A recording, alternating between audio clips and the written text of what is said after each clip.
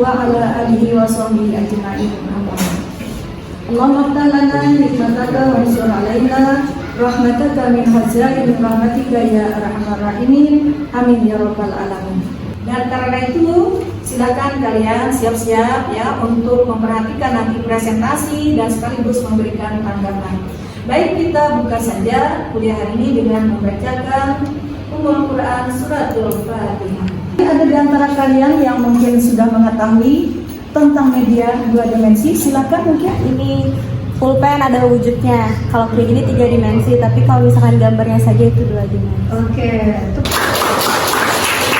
Dua dimensi yang nanti kita lihat di dalam proses sebuah pembelajaran. Yang ketiga, apa saja bentuk ataupun jenis atau macam dari media dua dimensi ini, baik itu nanti yang bisa diproyeksikan ataupun yang non-proyeksi.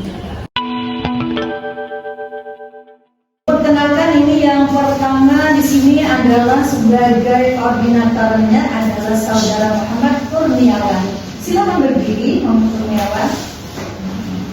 Oke, terima kasih. Oke, silakan duduk kembali. Kemudian yang pemakaran yang kedua adalah saudara Muhammad Nafis. Silakan. Oke, terima kasih. Yang ketiga adalah saudari Siti Maulidatul Laili Intan. Ya, terima kasih. Kemudian yang terakhir ini adalah saudari Nur Rahmi Latifah. Silakan. Ya, terima kasih. Nah, itulah 4 orang pemakalah hari ini yang akan mempresentasikan makalahnya. Dan sebelumnya Ibu sampaikan terlebih dahulu ada beberapa hal tentang program kita hari ini. Yang pertama ini adalah tentang pengertian dari media dua dimensi. Apakah itu yang proyeksi atau non proyeksi. Kemudian tentang fungsi kedudukan daripada media dua dimensi yang nanti kita lihat di dalam proses sebuah pembelajaran. Yang ketiga, apa saja bentuk ataupun jenis atau macam dari media dua dimensi ini, baik itu nanti yang bisa diproyeksikan ataupun yang non proyeksi. Kemudian yang terakhir tentunya kita akan lihat apa saja kelebihan, kekurangan, yang mana tentu saja setiap media pasti akan memiliki kelebihan ataupun kekurangan. Nah, itu mungkin sekitar pembahasan kita. Untuk lebih efektifnya perkuliahan kita dan pembahasan kita bersama, kepada peserta, Ibu bagi tadi sudah berkelompok untuk fokus ya, nanti menyiapkan pertanyaan ataupun nanti masukan, tanggapan, silakan kepada pemakalah untuk menyampaikan. Proyeksi. Adapun media non proyeksi ialah media yang mempunyai dimensi panjang dan lebar saja, di mana penggunaannya ini tanpa menggunakan yang namanya proyeksi untuk menambahkan motivasi daripada pembelajaran kita. Ialah jenis dari media dua dimensi non proyeksi. Dimensi non proyeksi. Di sini yang pertama terdapat papan tulis. Bisa kalian lihat di situ papan tulis adalah salah satu daripada media dua dimensi non proyeksi. Bisa kita lihat juga di sini. Nah, ini adalah salah satu medianya. Oke, yang pertama ada OHP.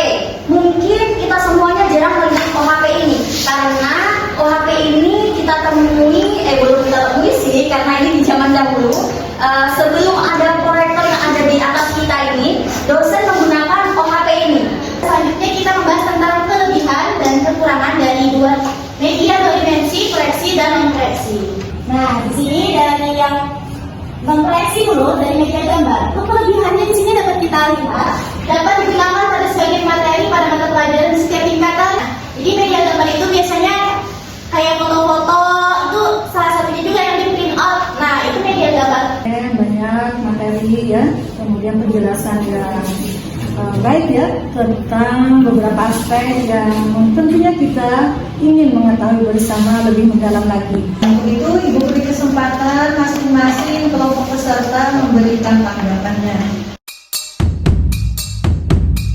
Proyeksi dan non proyeksi. Jadi yang ingin saya tanyakan adalah, ada nggak nih tips and trick dari penyaji atau pemakalah dalam memilih media pembelajaran dua dimensi, proyeksi dan non proyeksi? Yang pertama tentunya kita perlu melihat atau memilih apa saja sih media yang memang sudah disediakan dari sekolah kita ataupun lembaga kita, ataupun merelevansikan antara konten kita dengan media yang ingin kita gunakan. Izin menambahkan dari jawaban Wawan, selain memperhatikan dari medianya, kita memperhatikan juga sasaran kita. Selanjutnya kita perhatikan lingkungan kelas tersebut. Misalnya kita menggunakan media yang hal itu ternyata membuat kelas tersebut ricuh atau ribut, hal itu bisa kita evaluasi lagi. Makanya kita juga harus mempertimbangkan yang namanya tujuan pembelajaran. Yang dapat saya simpulkan adalah bahwasanya dalam memilih pembelajaran itu tadi pertama melihat media yang sudah disediakan oleh sekolah, lalu bagaimana seorang guru itu bisa melihat sasaran atau jenjang pendidikannya, dan yang ketiga juga harus melihat lingkungan atau situasi dan kondisi kelas, bagaimana apakah ada kesesuaian antara media yang diajarkan kepada lingkungan kelas tersebut. Mungkin begitu saya sampaikan kepada itu. Bisa dilihat di slide-nya ya, itu ada beberapa kekurangan. Nah, lalu ingin highlight atau ingin memfokuskan yaitu memerlukan operator khusus untuk mengoperasikannya. Jadi yang pertama yang bisa kita usahakan, kita sebagai posisi guru, kita bisa membelajarkan kepada salah satu anak ataupun anak lainnya. Kemudian ketika masih ada yang sulit untuk memahami, maka kita bisa ambil beberapa orang yang mungkin itu akan menjadi orang yang terpilih sebagai operator handal di dalam kelas itu. Baik, kita berandai dulu mungkin di sini. Tadi kan problematikanya anak-anak misalnya masih SD atau masih SMP yang masih itu tuh belum memahami tentang yang namanya media proyeksi. Pada pihak guru lain yang tidak berkesibukan dan beliau bersedia untuk membantu kita. Daripada media itu, kita usaha yang paling akhirnya ialah kita sebagai guru membuka file itu. Guru itu bisa mengajarkan bagaimana cara menggunakan operator itu bisa secara kolektif, jadi memilih beberapa calon potensial atau secara umum. Ini kan kita pakai di jenjang SD tadi, ya bisa nggak bisa kita belajar. Untuk SMP mulai bisa, dan SMA sudah pasti kita banyak belajar begitu. Tapi yang kita tahu kan di sini kita sudah tahu ada yang namanya sekolah inklusi. Ini mengenai sangat menarik ya, mengenai anak berkebutuhan khusus ataupun ABK. Nah, di sini bagaimana kita bisa menyamaratakan atau memfasilitasi juga anak-anak yang itu memiliki anak-anak yang berkebutuhan khusus ataupun istimewa. Nah, di situ yang perlu kita pahami bahwasanya di sekolah inklusi itu tidak hanya terdapat satu guru, artinya ada beberapa guru dan juga guru pendamping khusus. Yang pastinya di sini mendampingi anak yang memang lebih sulit untuk belajar. Nah, artinya di sini simpelnya menyesuaikan dengan apa kebutuhan yang ada dari anak itu. Dan kalau misalnya ada guru khusus tadi, kita meminta tolong kepada guru tersebut untuk memberi atau mengarahkan lebih lanjut kepada anak tersebut. Seperti itu. Jadi sesuai dengan yang dijelaskan oleh Malah tentang fungsinya tadi. Baik, guru menjawab pertanyaannya bagaimana pembelajaran media pembelajaran berdimensi ini dapat memfasilitasi atau meningkatkan pemahaman siswa. Nah, itu media berdimensi ini dapat fasilitasi atau meningkatkan pemahaman siswa dengan adanya media ini dibuat lebih menarik dan interaktif, sehingga seperti yang ditampilkan di sini dengan warna-warna tidak kaku gitu. Maka itu akan membuat siswa lebih fokus dalam mengambil pembelajaran yang ada. Itu saja yang bisa dimaksud. Jadi tadi ya. Kemudian apa lagi? Yang kedua, mungkin bisa ditambah suara juga ya, atau audio ya. Dari sementara cukup mungkin untuk diskusi kita akan sedikit ada peregangan otak gitu ya. Nah, di antara kelas kita nanti kalau ibu sebutkan tepuk 1 atau tepuk tunggal, maka tepuk tunggal. Tepuk 3 berarti 3 kali tepukan. Oke, sudah siap? Tepuk ganda berarti 2 tepukan. Tepuk ganda. Tepuk 3. Tepuk 1.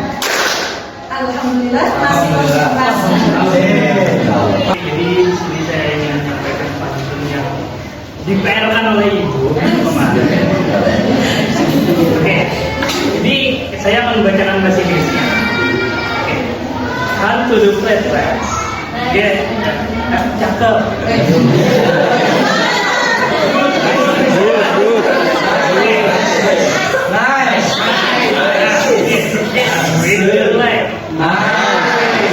Studying to teach.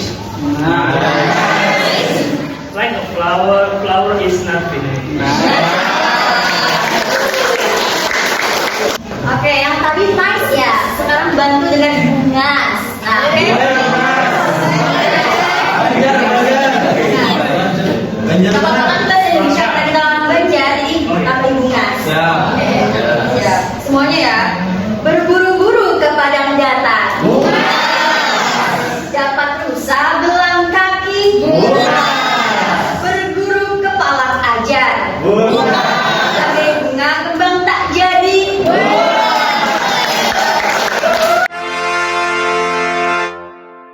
Bulan kita hari ini, pertama tentu saja Ibu berterima kasih kepada pemakalan. Sekali lagi kita berikan apresiasi. Dan apapun yang kita dapatkan hari ini, senantiasa mendapatkan keridhaannya dan berkah di dunia dan di akhirat. Dalam setiap kesempatan dan media selalu tersedia luas. Everyone, every time kalian mau belajar, kalian bisa belajar, maka kalian bisa menggunakan dari manapun kalian berada. Terima kasih kebersamaannya.